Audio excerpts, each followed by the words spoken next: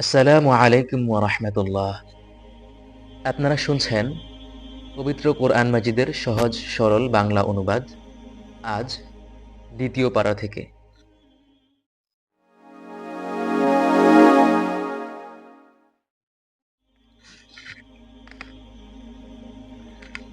আউযু বিল্লাহি মিনাশ শাইতানির রাজীম। বিসমিল্লাহির রহমানির রহিম। কেবলা বদলের পর মানুষদের ভেতর থেকে কিছু মূর্খ লোক অচিরেই বলতে শুরু করবে, এ কি হলো এদের? এতদিন তারা তাদের যে কেবলার উপর প্রতিষ্ঠিত ছিল, আজ হঠাৎ করে কিসে তাদের সেদিক থেকে ফিরিয়ে দিল?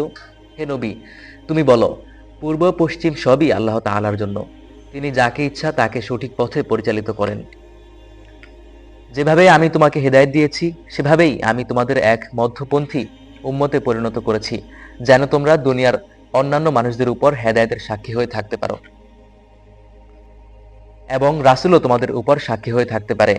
যে ক্যাবলার উপর তোমরা এতদিন প্রতিষ্ঠিত ছিলে, আমি তা এ উদ্দেশ্যেই নির্ধারণ করেছিলাম, যাতে করে আমি এই কথাটা জেনে নিতে পারি তোমাদের মধ্যে কে রাসূলের অনুসরণ করে